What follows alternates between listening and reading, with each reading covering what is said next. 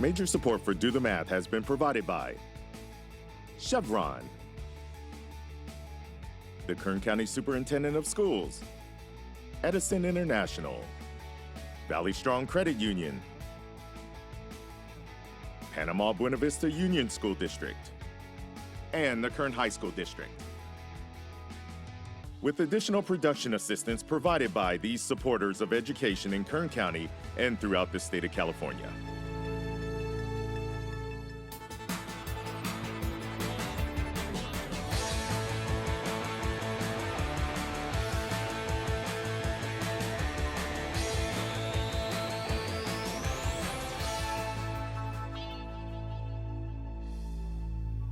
Well, good afternoon and welcome to Do the Math. I'm Michael. I'm Mickey. I'm Sukhraj. For my homework, help call in Bakersfield 636-4357. Everywhere else, 866-636-6284.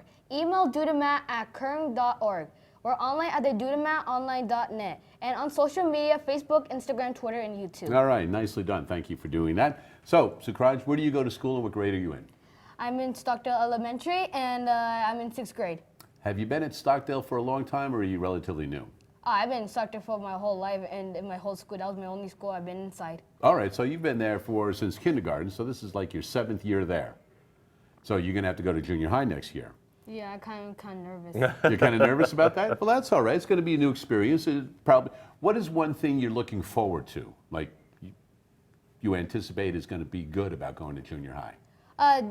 Just get all straight A's and just try to be smart in math. Well, there you go. Well, dude, that's the right thing, right? Be smart in math, be smart in other things also, right? Yes, but sir. if you're comfortable with math, a lot of other things are going to be a little bit easier also. You'll have more options as you continue with your education. All right. You ready to do a math problem right now? Yes, sir. All right. Let's take a look at today's social media problem of the day. So we'll take a look at it up here. It says, complete the equation. It says 36 plus 48 equals 6, parentheses, 6 plus something. What do you think we need to do first, or what does any of this mean when you look at that problem? Well, I think, it says complete the equation. Okay. So we had 36 plus 48 equals 6, in parentheses 6 plus 0. So what we have 4 choices. We have A is 14, B 8, C 6, or D 70. Okay. So what do you think we should do first in order to find the answer to this? I think we should do the parentheses first. Okay. So 6 plus something, and then we have to multiply it by the 6 outside the parentheses. Does that make sense? Yes, sir. Okay. So what number do you want to try first, A, B, C, or D? Do you go try B? B? That's a good choice, 8. It's a low number. I'm glad you didn't say 70. All right. So 6 plus 8 is 14. All right, so now we're going to take 14 times the 6 outside. So do you know what 14 times 6 is in your head? 84. 8. That's pretty good. How did you do that so good? Tell me what you did. Well, what you do is that you just put 14, then times 6. So what is 4 times 6? Then that'll be 24. Then you put the 4 there, then you have 6. We have, what is 1 times 6? That'll be 6. Plus 2, that'll be 8. That's how you get 84. So you were able to do that in your head by moving everything instead of doing it in different pieces, because there are a lot of different ways to do that. So you're saying the one side is 84. Okay, so let's go to the left side, 36 plus 48. Do you know what that is offhand? That's 84. I think, wait, the 14, then, yeah, I think that's 84. That's 84. Yeah. All right, did you do the 6 and 8 first, or did you do the 30 and 40 first? Or how'd you do it? Because I'm not saying you're wrong, I'm just wondering how you did it.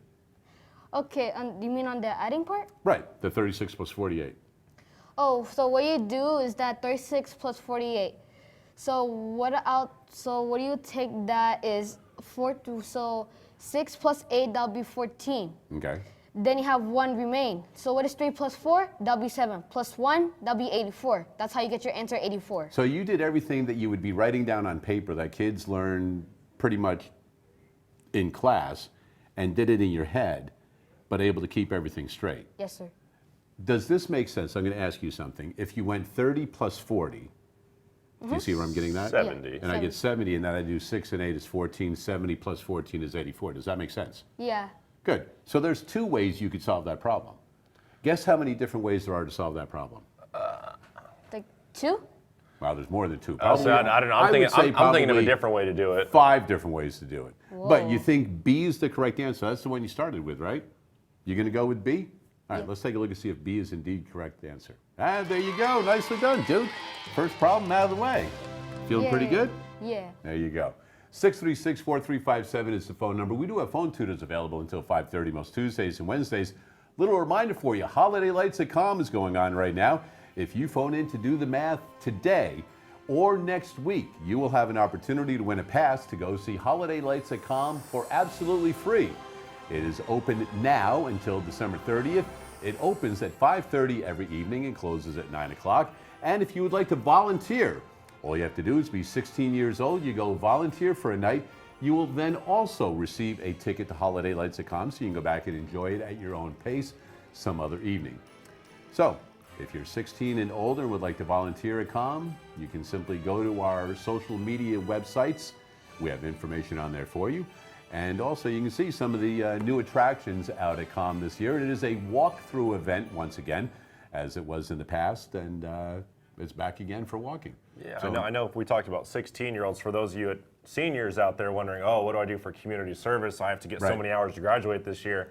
I remember my senior year, it was, oh, go out to Com, and I think I did 4 or 5 nights. One, it was just fun. It was a lot easier than a lot of different volunteer opportunities. Right. Very cold, but it was a fun experience. being Right, able and to do that's some one the thing different one of things. our producers, Mackenzie, said, if you do send people out there, make sure that they dress warmly. Yes. Because you'll be out there from 5 o'clock to 9 o'clock, basically, out at Com. It is But about it is about 5 degrees colder than the regular city of Bakersfield, since you are further out. It's a little chillier at night out there. And a great experience also. Absolutely. All right, well, time now for today's Math in the News.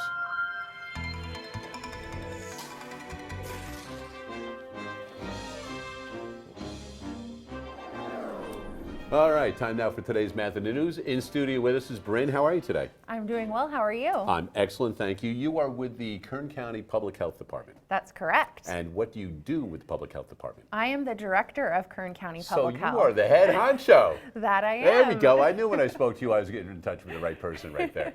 So as the director, what does that entail? What are your duties? So I have a lot of duties. I oversee our operating budget of $70 million a year. So I'm always making sure that we have enough money to afford the services that we need to provide out in the community. And then I'm overseeing our 400 staff to make sure that they are providing those services that our community desperately needs. Okay, so as far as the services, what are some of the services that most people would go, oh yeah, I know that's, or maybe they aren't aware that that's what you provide? We provide a lot of different services, but they're probably most aware of that letter grade that you see in the window at our restaurants. And so that is our health inspectors out there inspecting restaurants to make sure that they are safe for our community to consume the food. Okay, well I'm glad you brought that up because a lot of people will be familiar with that. How many health inspectors do you have? We have 50 health inspectors. And so let's say you go, all right, today you're going out to so many restaurants or businesses that serve food. How many typically in a day would they go visit? They can do about 8 to 10 different facilities in a day. And how long do they have to be trained, or what do they go through in order to be an inspector? So they have to have their bachelor's degree, and then they come to us and they spend an entire year training to be a health inspector, and then they have to pass an exam and become certified, and then they operate on their own. So you have a degree, and the degree must be in something or can be... It has to be in science, Okay, so any science. any science. Then you get trained with you. Yes. Then you're able to go out. Then you're able to go out on your own. Okay, Yes. so that's what a lot of people are probably familiar with. Yes. But what would you say is another position that has a lot of employees in it? So with our the- public health department, our health services agency has probably close to 300 employees. And they are out providing all kinds of different health services to our community, preventative health services. We're responding to communicable diseases. We're trying to prevent people from getting chronic diseses. And this is a time of season where there's a lot of stuff going around. Absolutely. I know that a lot of people are like, all right, well, I don't know if I have a cold or a flu. And one of the big things now is the respiratory, where Yes. people seem to have kind of like a cough or they're not feeling too well, but it's not a cold. Right. And that I think is because physicians don't normally test for something like that. Is that correct? They don't always, correct. And so that's kind of something hard to kind of gauge as far as how to service, maybe, I guess. Right, right. And there's not always treatments for that, you know? So you just Right. want people to be at their optimal health so that they're able to fight off any of these colds, Washing your flus. hands Exactly. regularly all the time, Exactly. right? Not just when you're feeling bad or something like Right. that, but do it to prevent yourself from getting something. Absolutely. Now, you've got this website that has just got a ton of information. So tell us a little bit about the site, and we can look at it, and I'll scroll through as you're ready. So this site is a service that we provide to our community that's vital. This is all about our mobile health clinic. So we took preventative health care on the road so that we're bringing these services to our community. Kern County is a very large county. It's 8,000 square miles, and it is very diverse. There isn't access to healthcare services in all corners of Kern County, and so this service brings those health services into those areas. Okay, so you were talking about the size of the county. It's the size of states back east. Absolutely. So you're having to cover a lot of area. Yes. Are there offices in, there's got to be offices in certain areas of the county that will service that part of the county also. But are there times when you have to travel great distances? Because you can travel for a couple hours Absolutely. in this county. So Ridgecrest is a prime example, and it takes us about 2 hours to get to Ridgecrest. It's a little over 80 miles from Bakersfield to get to Ridgecrest. That's our farthest location, and that's one of our many locations that we provide these services in. And we can see in Ridgecrest, you've got the library here, which has got services between 10:30 and 2:30 right Yes. there. And these are the specific days when the mobile clinic will be there. Yes. So what was the drive behind launching this? So the mobile clinic provides a vital service to our community, and it's all about preventative health care. We are trying to prevent people from getting sick, and in order to do that, there are many services that our community can take advantage of that will help them not get sick, like immunizations, like seasonal vaccines, like health screenings. And health screenings really give you those health numbers that are going to tell you where you're at with your health and if you need to make any changes so that you're healthier. Okay, so, and these are free services. These are free services. Right, so if a child needs immunizations or something like that, you'll provide those for free. We accept health insurance, and we provide under health insurance. And if somebody needs to know their numbers, so somebody goes, all right, I need to know my numbers. Let's say it's an old man like myself, right? And I'm like, hey, you know, I want to get a little more fit or whatever. I need to know my numbers. I come to you, what will you be doing with me to help me get those numbers? So we're going to give you your body mass index, which is basically the result of your height and weight to tell you where you're at with your body mass and if you should lose weight or if you're underweight or where you stand with that. We Okay. have blood pressure, which is it was just a health number that's going to tell you where you're at with your blood pressure and your heart. We have cholesterol, which is also a very important number to tell you where you're at. And then we're also looking at blood glucose numbers, and that's going to tell you if you're pre-diabetic, if you're diabetic, and really kind of help guide us to refer you to further services if that's what's needed. Right, if you need to. And a lot of Yes. students might be going, I'm not sure exactly what you're talking about, but that's basically your sugar level. Yes, exactly, your sugar level. Because who doesn't love sugar, right? Exactly. But too much of a good thing can be a bad thing. Right, right. All right. So, have you always, like, what were your positions before you were the director? Before I was the director, I was the assistant director of public health. But before that, I've held multiple different positions within the county, all at an administrative level. I'm actually an accountant by education. Okay, so you love the numbers and stuff, I do right? love the Okay. numbers, yes. And so I've served in a number of different roles with the county, but the county has been my entire professional career. Correct me if I'm mistaken, and I quite might possibly be, but an accountant, a lot of people think, all right, well, you're just dealing with numbers because you like dealing with numbers, but I dare say that you're more of a problem solver.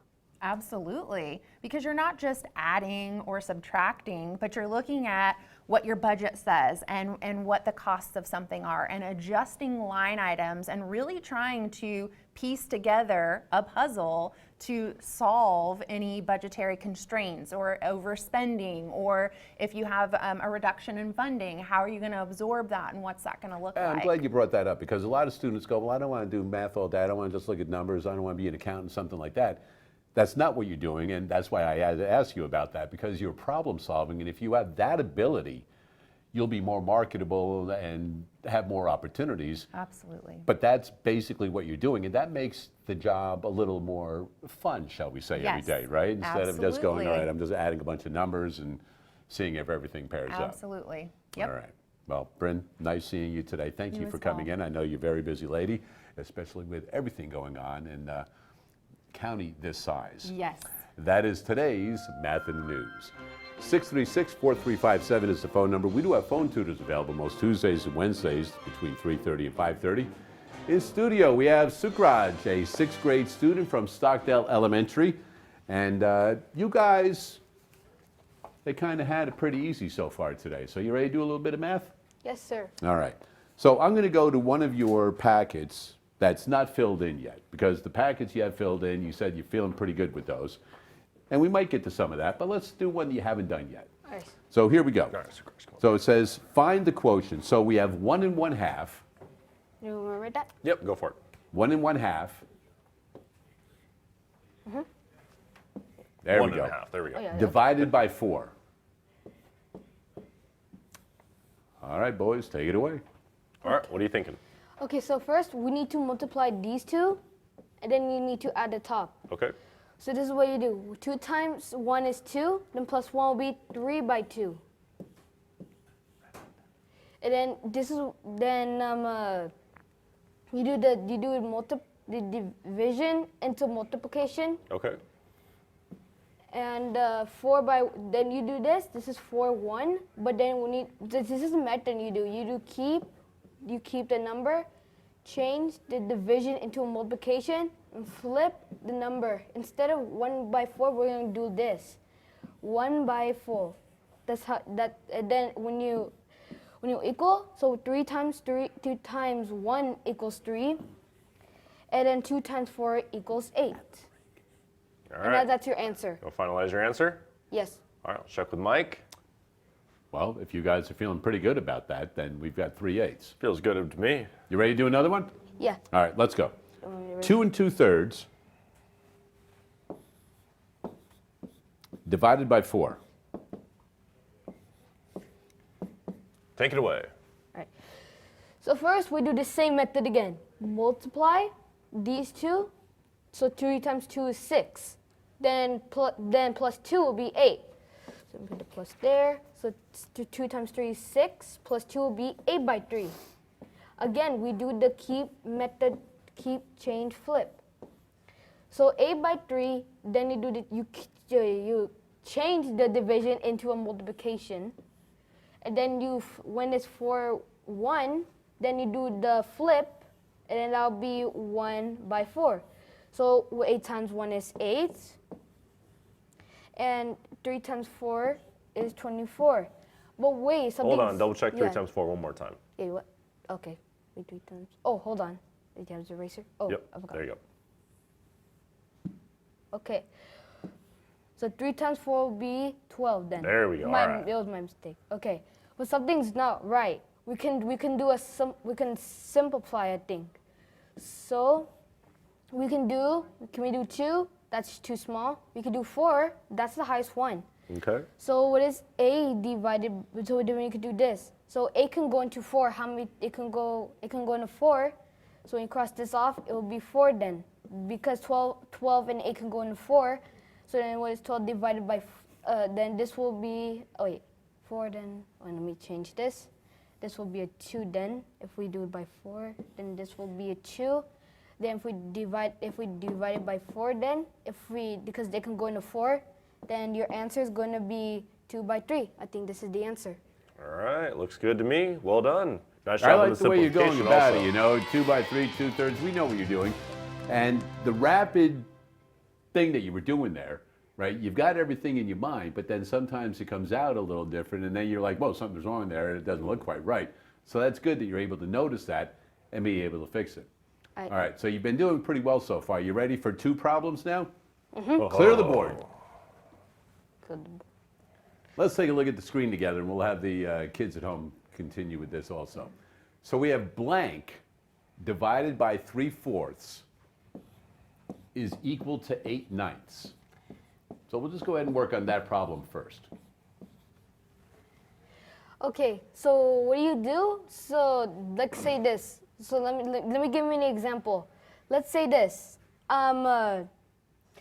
What is like 5 plus something equals to 8? So what would you do? Instead of a plus, you do subtracting. So what is like 8 minus 5 will be 3, so then 5 plus 2 will be 8. That's the example. I'll show you how you do this one. So we had to figure out what this number is. So what we do is that we just multiply these two. We do multiply these two. So 8 by 9, then times 3 by 4.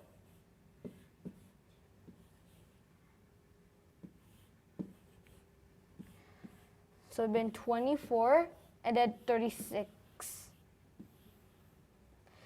Okay, so we can do it by there's something we could simplify it by.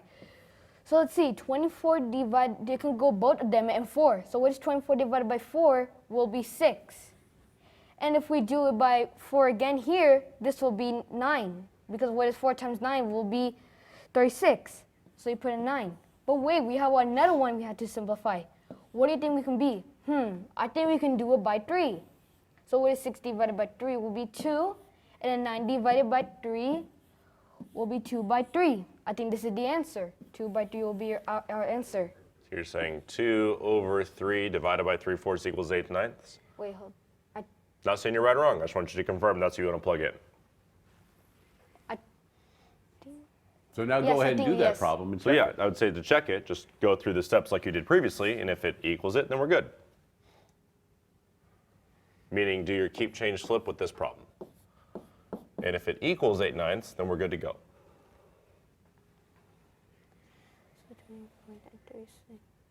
I think 24/36 is the correct problem because if we do it shorter, then it's not going to make sense then. So Well, I want you to try it, and we'll see if that works or not. So I want you to go through this method, 2/3 divided by 3/4, see if it equals 8/9. Trust your process, trust that big brain of yours. Let's see if it works out, okay? Okay. All right. I can just erase this. Okay. All right, go Wait. for it. So 9.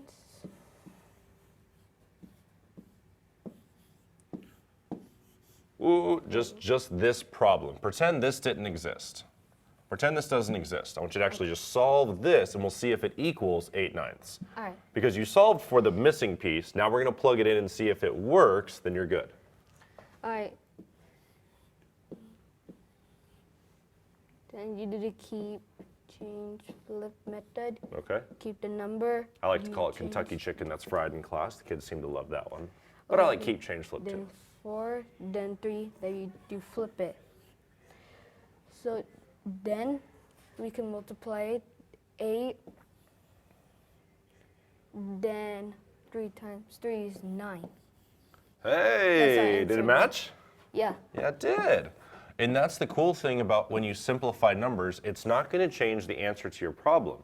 So even if we looked at this and we made this, okay, back to 24 and 36 like you said. Well, what's 24 divided by 3? 8. What's 36 divided by 4? 9. So simplifying is not going to change your outcome. You may just have to simplify again in your quotient or in your product. But as we noticed, even if we went back to the original larger numbers, we're still going to get the same quotient, 8/9. All right. There you go. Nice work. Nicely done. And we're going to save that second problem for a little bit later on. But the way your brain was moving and going so fast, I like that because you were able to verbalize it at the same time and get all of those numbers out there. And have you ever worked with letters and numbers and converting letters to numbers and seeing what they come out to be? Kind of. That's something a little new for you right there. Oh, I think we got a hint of what we're going to be working on later. Maybe we'll do a little bit take about care that of it. later on. But I anyway, think- for I some great think we work so did far it. today, Yeah, you Sukhraj, got this. you've got yourself a pass to go see the Bakersfield Condor. So congratulations on You ever that. been to a Condor game? Yep. Yeah, go to another one. Hockey season's in full gear right now. We're going to check out bending a little bit of conduit right now.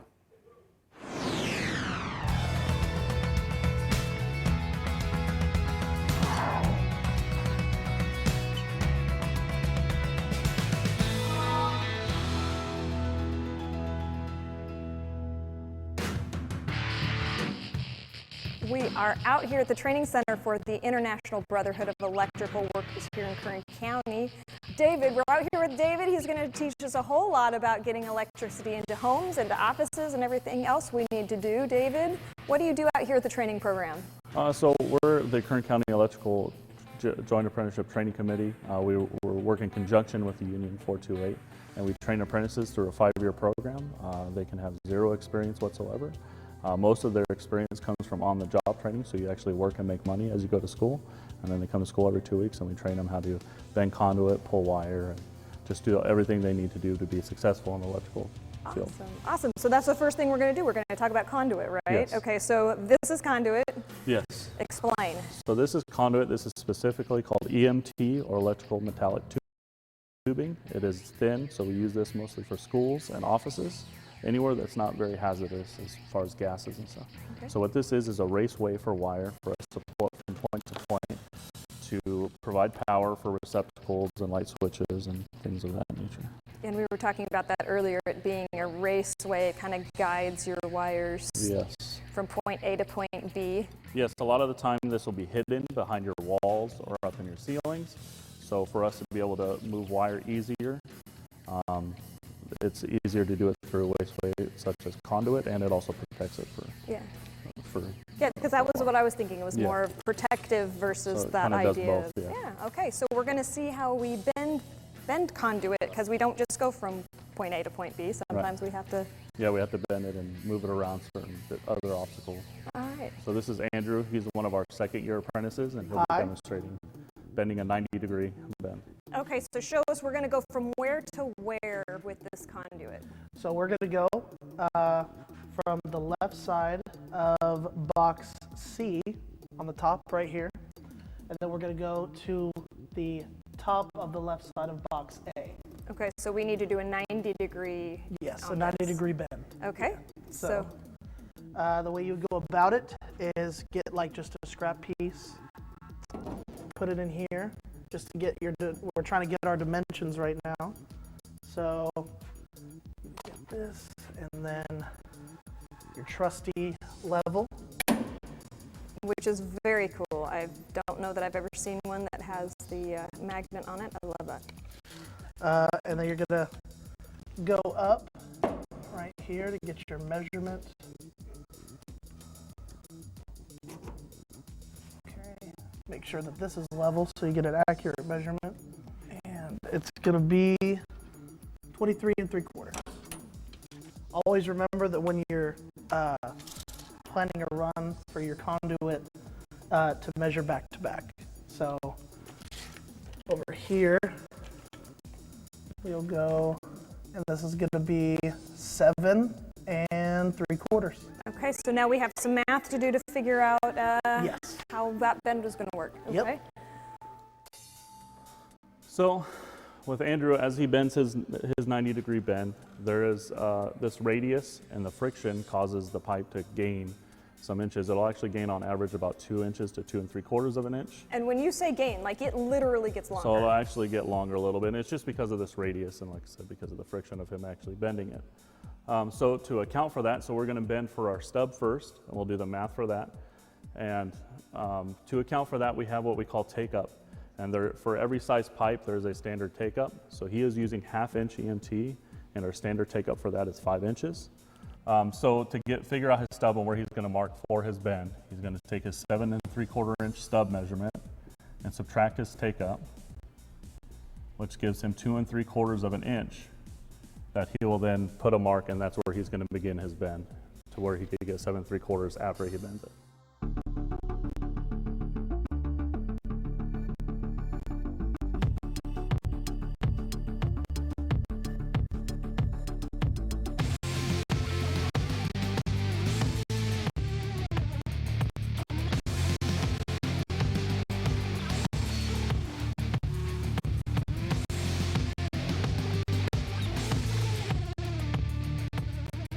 What is so amazing to me is the take-up. That idea that you gain length Yes. is incredible.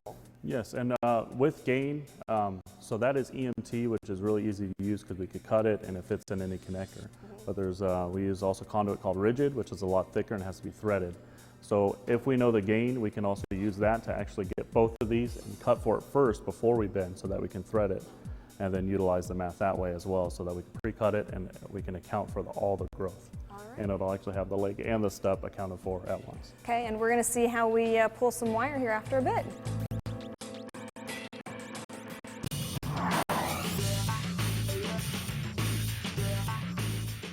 That's one of the first things we need. Bend that conduit so we can send the wires through there, get them to the appropriate places. Sukhraj, a 6th grade student from Stockdale, is in studio with us today, working on dividing fractions and stuff like that. Been doing an excellent job so far. You feel pretty comfortable with this? Yes, sir. All right, well, you know what? Let's do another one. You ready? Yes, sir. Head on over to the board. Let's take a look at this next one. So we have 1/5 divided by... Go for it. So we have 1/5 divided by blank is equal to 2/5. So this is what we'll do. The same method we did on the last problem, but this one's going to be a little bit more different. We'll still use the keep, change, flip method. So here's what we do. So we'll keep this, you keep this, change the division to multiplication, Okay. and then flip 2 by 5 into 5, 2. And if I would do this, wait, let me erase this again. Just make sure. Think we do this, and I don't think we don't need the. Okay, I actually kind of need help on this. That's problem. okay. That's all right. That's why they pay me the big bucks. All right, so let's take a look. So we have 1/5 divided by something. All right. Now remember, when we actually are dividing a fraction, we're eventually going to turn it into A multiplication. multiplication problem, right? So we still keep 1/5 times something over something is going to equal 2/5. 2/5. Now again, we're just multiplying. So what times what would give you 2? 5 times what gives you 5? 2 by 1. Show me. Go for it. But remember, I already changed this, so in order to get my original answer, I'm going to have to unflip it. Yeah, my man, now we're talking. Okay, so let me put 5, 2 here. Well, no, that part's still fine. Remember, this is the part, right? This is that second part when we have keep, change, flip, right? So this was all kept the same. We changed it here. But technically, to get 2 over 1, I had to flip it. So if I unflip it, That'll be 1 by 2 then. so that's what's actually going to go up in the top. Ah, I see. Yeah. Ooh, what happened there? You said 1 by 2. Go a little different. There we go. All right, perfect. Mike, how we doing? Glad you guys are getting along so well over there. I'm glad that you see the 1 by 2 or the Booyah. 1/2. So I'm glad that you were able to see that, Sukhraj, how it was the 2 over 1, because just multiplying straight across, you can see that easily. Right. And a lot of students might see that and go, oh, I'm just going to leave it as 2 over 1. But you need to remember what the way the original question was, which is what Mickey had you go back and do, and that's why it's 1/2. All right. All right, clear the board. We've got another outstanding problem for you boys. So here's another one you said you wanted to work on. So we have 7,804 Whoa, now we're talking. All right. divided by 40. Ooh. And it says mark Sukhraj. all that applies, so we might have more than one option here for some reason. All right. Well, let's at least start the problem, and then we can look at our answers and see which ones we like. All right. Long division.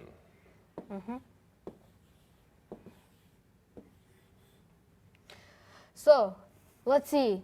What number can go into 78? So, let's see. Can 40 times 2 can go to 78? No, it cannot, because 40 times 2 is 80. 80 is bigger than 72. So we don't need to this one. Okay. But we can use 40 times 1, then 40. So one thing, and my inner 6th grade teacher is kind of peeking out right now. I always tell my students, I want you to carefully make sure you're eliminating each number at a time. So I always ask myself, how many times can 40 go into 7? But that's 0 times off. 0 times. And I always recommend that because once you start working more with decimals, Where you put that decimal becomes very crucial. So I always tell them, even if it's very obvious it's not going to go there, I always want to make sure I'm lining up everything so I don't miss a number. Go ahead and keep going. You're doing a great job. Okay, so 8 minus 0 will be 8. And then 7 minus 3, so you subtract here. It's 7 minus 4 is 38. But 40 is bigger than 38. So what we do, we just bring down this number. Then that'll be 380. So 40 times 9 And I'm going to bring the board down just a little bit so we have more room. will be 360. Because if you put 4, then that's the only number that'll be closer. So put 9 here, Okay. then that'll be 360. And we want to continue subtracting? Yep. Okay. It's kind of like to a 360 spin. Gotcha. I see what you did there.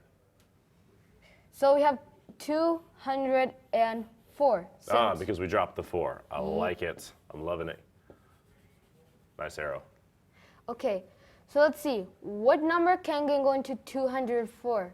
So let's see. Can 40 times... Ooh, what about 5? Because 5 times 4 is 20, and if Yeah. I add a 0, that's 200, right? Yes. All right. You could put 5, and that'll be 200. So then I think our answer will be 195 remainder 4. So one thing I want to kind of peek back up here. Remember I talked about I always like to make sure my students are putting a 0 to start so that way everything lines up. Notice if you were not paying careful attention or you were kind of, maybe it was a long night and you're 10 problems in, you're like, oh, life is ending.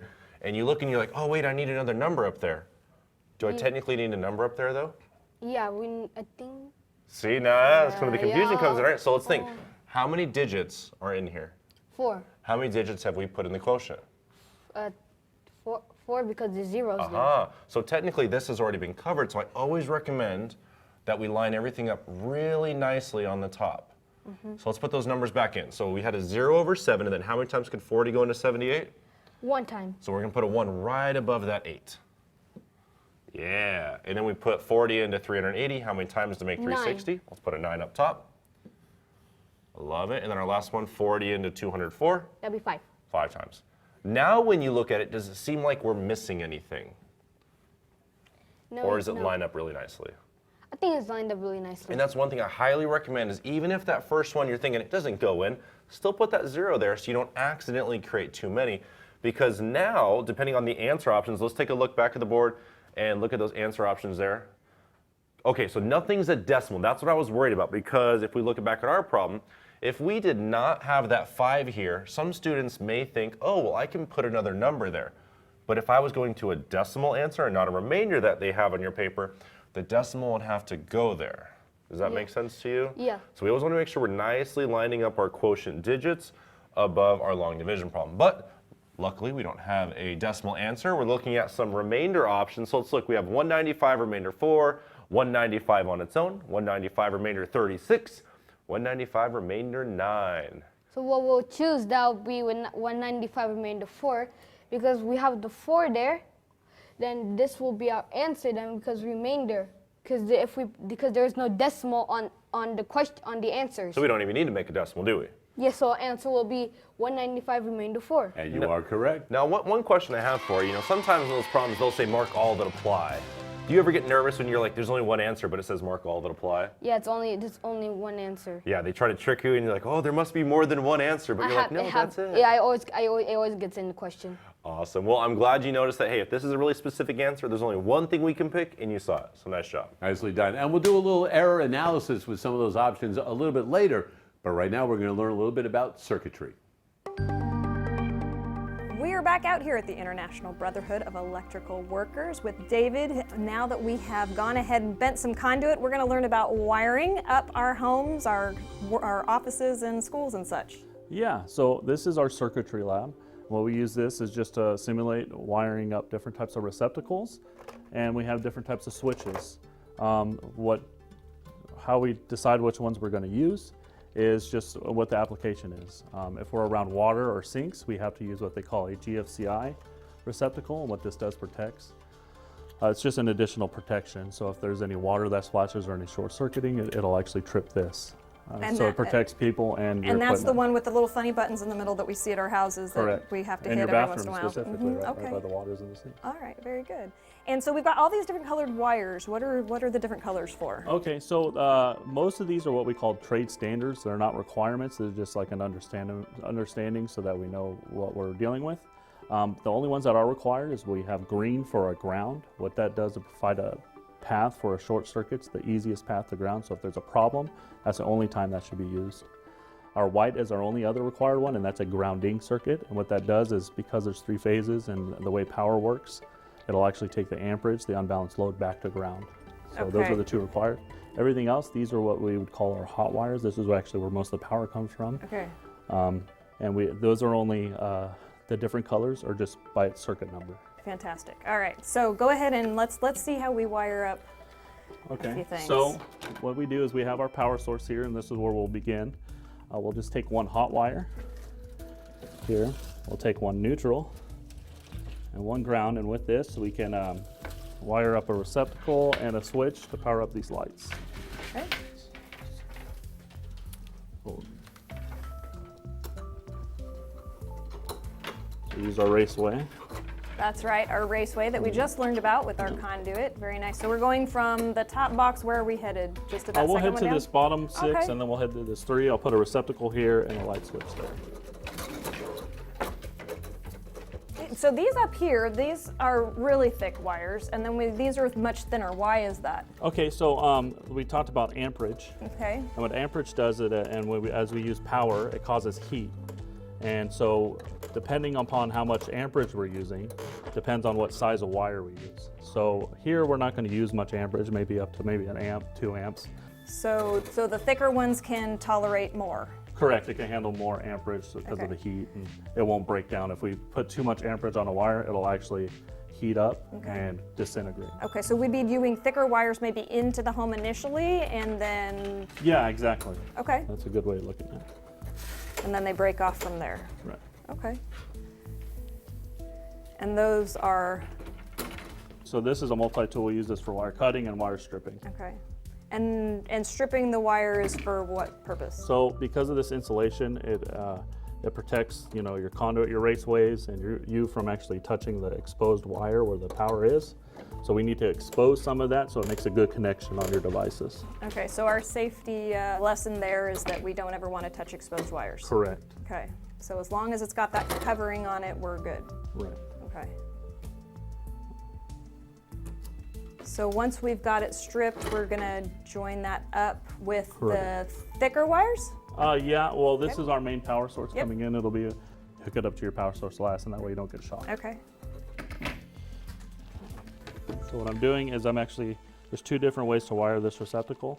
Series, which means it comes in and it goes out of your receptacle. Okay. What we're gonna do is, it's called parallel, meaning that the wires go straight through, and all we're doing is putting these little jumpers to actually go out to the receptacle. And we do that because there's actually, if you go in series, there's actually a voltage drop. So you lose voltage through every device you go through. Whereas if I put it in parallel, the voltage stays the same. Okay. And why do we care if it drops or stays the same? So if you have computers or electronics, sometimes they're sensitive if you go too far down. Usually in your house, you don't have to worry about it. But if you're in an office and it's very far away from the panel, you're already going to have a little voltage drop. Okay. So anything helps. So you're just gonna lose your power. Okay. Exactly. I think we might go ahead and get this all wired up, and we'll be back to see the end results in just a moment.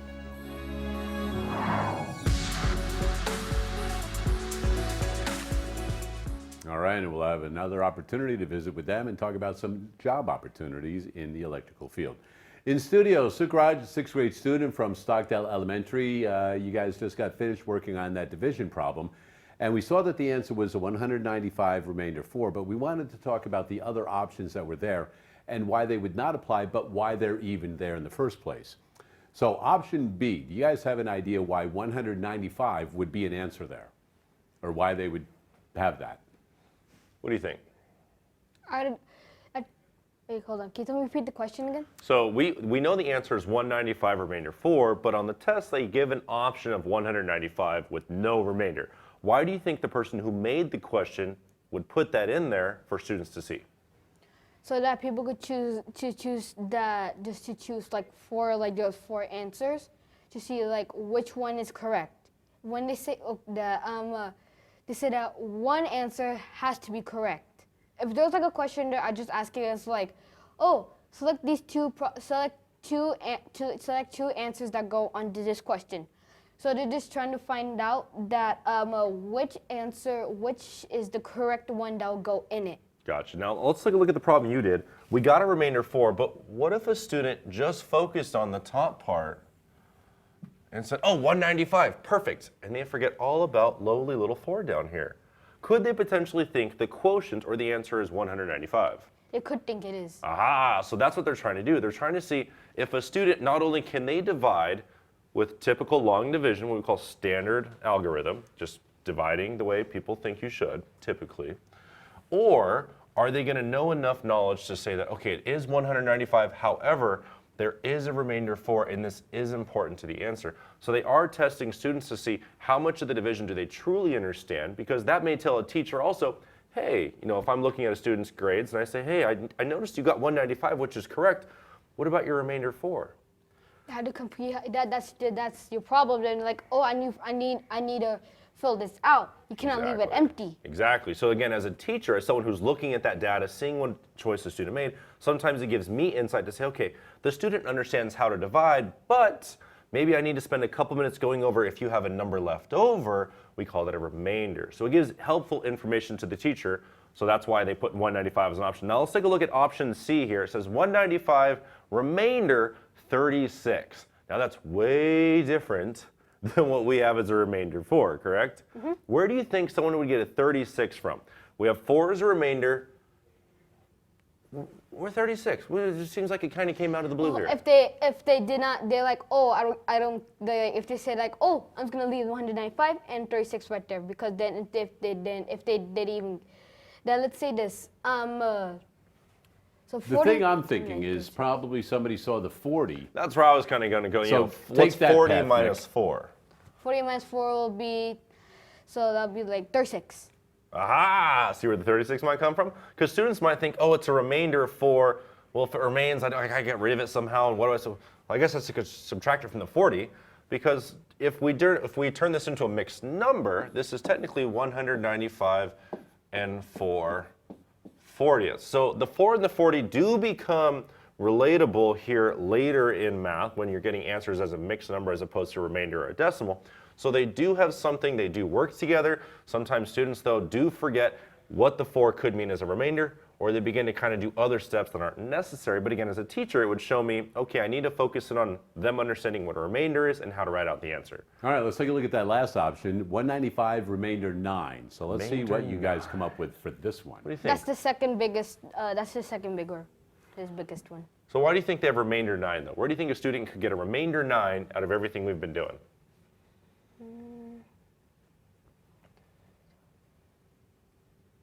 And if you're not quite sure, it's okay to say. Because I'm not quite sure either. I'm looking at this and I'm not really seeing where a 9 might fit in. What I'm thinking, Mick, is when you first started off, the first thing you did is one of the things is you multiplied by 9. Correct. To get 360, and maybe if you're not keeping track of your work and watching what you're doing, you may have gotten 9 from that. The 40 and the 36 divided by 4, maybe you can get 9. There's a lot of different ways, and I think it's just one in there.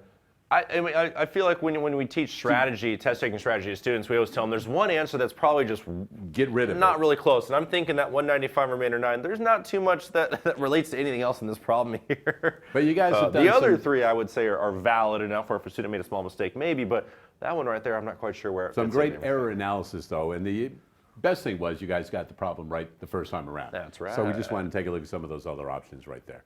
Hey, we do have phone tutors available until 5:30 most Tuesdays and Wednesdays.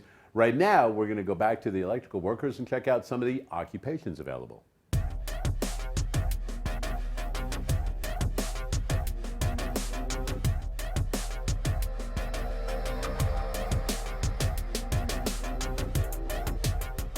And David is just finishing up some of our last connections for this. But so now, David, you were talking about this is a basic training. Yes. We have much more to learn, yes? Yeah, so this is basic circuitry, just with light switches and receptacles. Even with circuitry, there's more advanced where we get into 3-way switches, which is like being able to control a light switch from each end of your hallway. We even go deeper into that with motor control. which is found more in our industrial applications like Okay. oil fields. So then that would be where do people go once they've got their training done? So once you're done with your 5-year apprenticeship, the great thing is in the union, you don't have to find your own work. There's a collection of contractors that call our hall asking for journeymen, and that's how you find work. And there's different aspects, so many different aspects of our trade that you're never really bored. You could do different things. And if you want to move around, it is an international brotherhood, so you're able to actually work anywhere in the nation. Okay, so you talked about it's a brotherhood, but Right. but I'm assuming that I would be welcome, yes? Yes, absolutely. So women are definitely welcome. And do you have quite a few women that are part of your brotherhood? So there is traditionally, I think it's been more of a stigma that men do this type of work, but we are getting more and more women in our trade. I think right now we have the most women we've ever had at our local. And in my opinion, they're doing great. They're working really hard. Okay. Okay. So then, if somebody wanted to get involved, how could they get a hold of you? So the easiest way to do it is to go online to kerncountyjatc.com and apply through there, or you can ask questions. All of our information is online, or you can call our office, and they can answer any questions. Fantastic. We're going to see you put that last one together, and we'll turn on this light. So what is the plastic piece you're putting up on the top? So these are called wire nuts, and all this does is just hold the different wires together. They're different colors for the different amount of wire and the different sizes. So you don't actually have to twist the wire together; it twists it kind of together for you. Yeah, exactly. Fantastic. All right. Okay, so we've got our wiring set down to our switch, down to our light bulb, Yep. and we're ready. And we hope you did this right. In Yeah. 3, 2, 1. Yeah, so we have our light switch. So turn Yeah. the light on, and then we have what we call a receptacle tester. And what this does is when we plug it in, it has different color combinations to let us know if we hook this up, wired this up correctly. Okay, so if it turned red, what would we be It worried just depends. So like there's 2 right lights are on, which means correct. If this red light and this one was on, that means that we had the hot and the neutral about? backwards. Okay, so it gives you all just- the information. you need. exactly. Awesome. Well, thank you, David, for your Thank you. help, and we look forward to all of the many homes and schools that you and your brotherhood will be wiring up for us. Yes, thank you.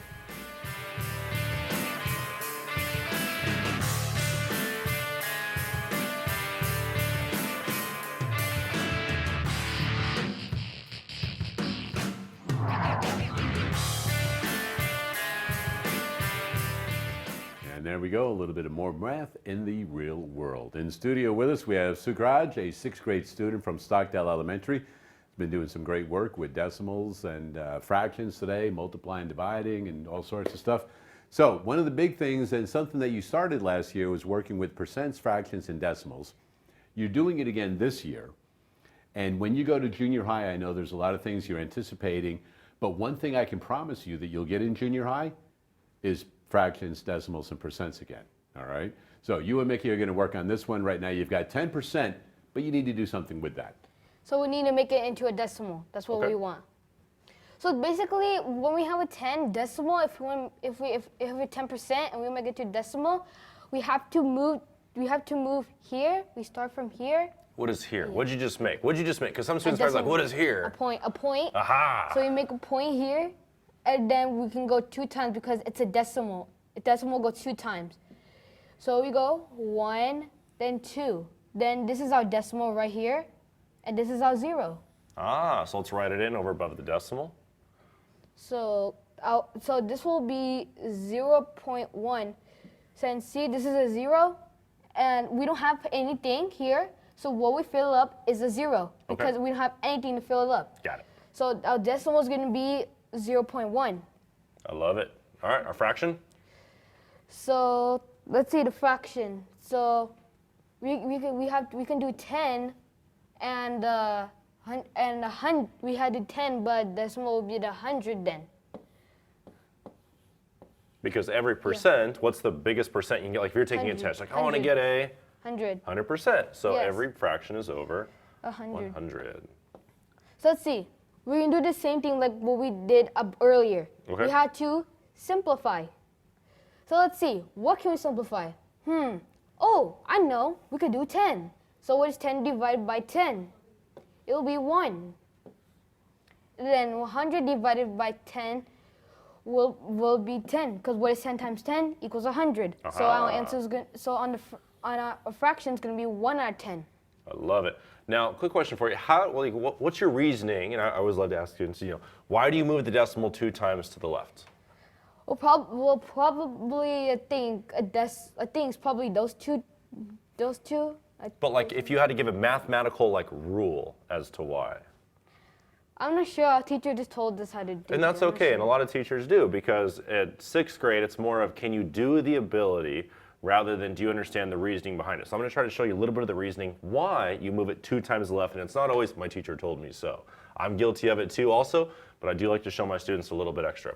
Now we talked about 10%, and we've write it as a fraction. It's 10 over 100. 10 over 100. So stick with me here real fast. 10 over 100. Do you know fractions are always hiding? They're hiding as something else. A fraction is really a division problem. Did you know that? No. Aha! So if we do 10 divided by 100, right? So 10 divided by 100. How many times can 100 go into 1? And then 10. So we can't do that. So we need decimal then. Hold on. Remember we talked about if it can't go in, how many times is it? How many times can 100 go into 1? If it's 0, it's okay. So 0. So I'm not a big fan of students saying it can't. Well, it can't isn't a number, but 0 times is a number. How many times can 100 go into 10? None. 0 times. So what do I put on top? 0. And when I run out of numbers, what do I have to make? You have to put a decimal then. Aha! So now, after you made the decimal, what goes in here? A 0. Oh, so now how many times can 100 go into 100? 1 time. Put that 1 in there.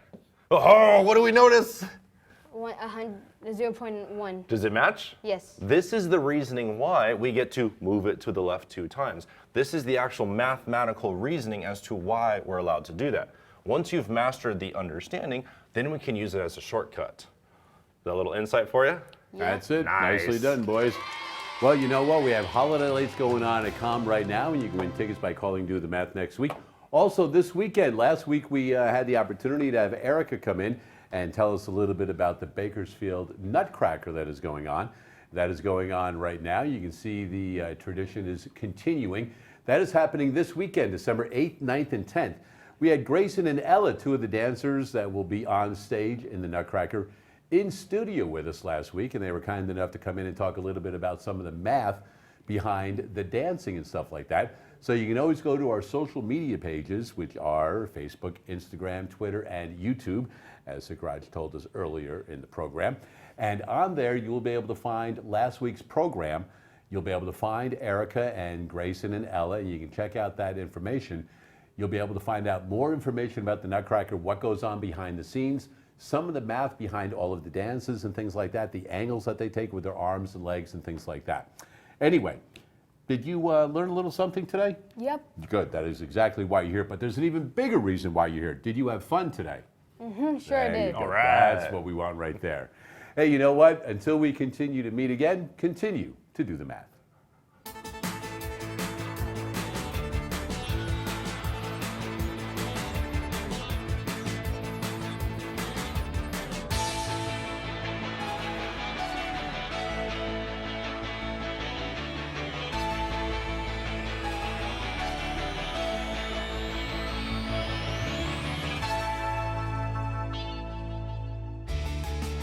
Major support for Do the Math has been provided by Chevron,